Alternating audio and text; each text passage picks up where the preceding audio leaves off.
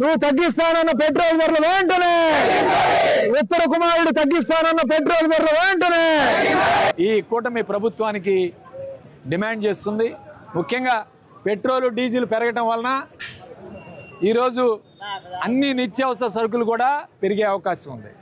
ఈరోజు కూరగాయల దగ్గర నుంచి నూనె, చింతపండు, పంచదార మొత్తం పెరుగుతాయి. ఎందుకంటే ఇవన్నీ కూడా వెహికల్స్ ద్వారా రావాల్సిందే, ఇతర రాష్ట్రాల నుంచి కానీ ఇతర దేశాల నుంచి కానీ రావాల్సిన కార్యక్రమం ఉంది. కాబట్టి మేము డిమాండ్ చేస్తున్నాం, పెట్రోల్ డీజిల్ ధరలు వెంటనే తగ్గించాలి. ఆ రోజు లోకేష్ తన పాదయాత్ర చేస్తూ తమిళనాడు బోర్డర్కి వెళ్ళి ఇక్కడ 8 రూపాయలు, ఆంధ్రప్రదేశ్ రాష్ట్రం కన్నా 8 రూపాయలు ఎక్కువ ఉంది పెట్రోల్ అని చెప్పాడు. కర్ణాటక వెళ్ళి 6 రూపాయలు ఎక్కువ ఉంది ఆంధ్రప్రదేశ్ రాష్ట్రం కన్నా ప్రకటించాడు. ఆ రోజు పాదయాత్రలో ఏం చెప్పాడు? మేము అధికారంలోకి వచ్చిన తర్వాత సగానికి సగం రేట్లు తగ్గిస్తామని చెప్పి ఆ రోజు ప్రగల్భాలు పలికాడు లోకేష్. ఇదే లోకేష్. మేము ఈరోజు ఒకటే అడుగుతున్నాం, నువ్వు చెప్పిన మాట మీద నిలబడతావా లేదా? సూపర్ 6 హామీల మీద ఎక్కడా నిలబడలేదు. కనీసం పెట్రోలు డీజిల్ ధరల కన్నా ఈరోజు మీరు నిలబడాలి. మీరు తగ్గిస్తానన్నమాట దేవుడు ఎరుగు, పెంచిన రేట్లు తగ్గించండి. ఈరోజు ఒకటే చెప్తా ఉన్నాం, జగన్మోహన్ రెడ్డి గారి హాయంలో 31 రూపాయి పెరిగిందని చెప్పారు. 31 రూపాయి కూడా పెంచింది కేంద్ర ప్రభుత్వం, రాష్ట్ర ప్రభుత్వం కాదు. ఈరోజు మేము ఒకటే డిమాండ్ చేస్తున్నాం, మీరు కేంద్ర ప్రభుత్వంతో పొత్తుతో ఉన్నారు. ఆ రోజు మేము సెంట్రల్ గవర్నమెంట్లో మేమే మంత్రివర్గంలో లేవు, లేకపోతే పొత్తులో లేవు. ఈరోజు మీరు సెంట్రల్ గవర్నమెంట్లో ఉన్నారు, మీకు 2 మంత్రులు సెంట్రల్ గవర్నమెంట్లో పనిచేస్తున్నారు. కాబట్టి మేము డిమాండ్ చేసే మీ సెంట్రల్ గవర్నమెంట్లో మాట్లాడి ఆ రేట్లు, పెరిగిన రేట్లు తగ్గించాలని చెప్పి వైఎస్ఆర్ కాంగ్రెస్ పార్టీ తరఫున డిమాండ్ చేస్తున్నాం. ఎప్పుడు కూడా చంద్రబాబు అసత్య ప్రచారాలు, ఈరోజు మా మీద బండే గుడ్డగాలు చేసే కార్యక్రమం ఈ జగన్మోహన్ రెడ్డి గారు 2019 నుంచి చంద్రబాబు నాయుడు 2019 నుంచి 2024 ముఖ్యమంత్రిగా ఉన్నప్పుడు నేరుగా డీజిల్ మీద, పెట్రోల్ మీద 4 రూపాయలు వ్యాట్ వేసాడు. ఏ రాష్ట్రంలో లేదు దేశంలో. 4 రూపాయలు వ్యాట్ ట్యాక్స్ వేసి ఆ రోజు అదనంగా కలెక్ట్ చేసిన మాట వాస్తవమా కాదా?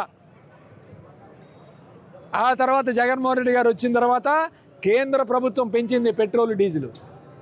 ఆ రోజు అన్ని రాష్ట్రాల్లో పెరిగినాయి, కానీ నువ్వు ఒక్క ఆంధ్రప్రదేశ్ రాష్ట్రంలోనే 4 రూపాయలు వ్యాట్ ట్యాక్స్ వేసావు. ఇవాళ మీ కుమారుడు మరి చాలా ప్రగల్భాలు పలికాడు. ఉత్తర కుమారుడు ఈరోజు ఉత్తర కుమారుడు యొక్క ప్రగల్భాలు ఎలా ఉంటాయో లోకేష్ ప్రగల్భాలు కూడా అలానే ఉన్నాయి.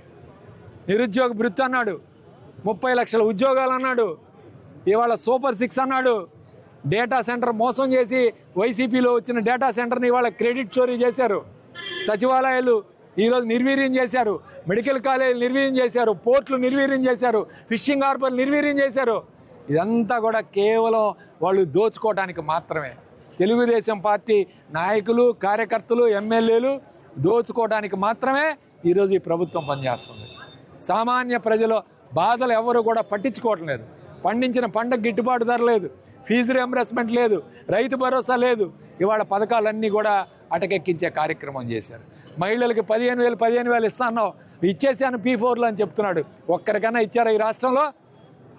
అన్నీ కూడా మోసాలు. పెన్షన్లు ఇంతవరకు ఈ రాష్ట్రంలో 6 లక్షల పెన్షన్లు తీసేశారు. 2 సంవత్సరాల్లో ఒక్క కొత్త పెన్షన్ ఇవ్వలేదు, ఒక్క రేషన్ కార్డు ఇవ్వలేదు, ఒక్క ఇళ్ల పట్టా ఇవ్వలేదు.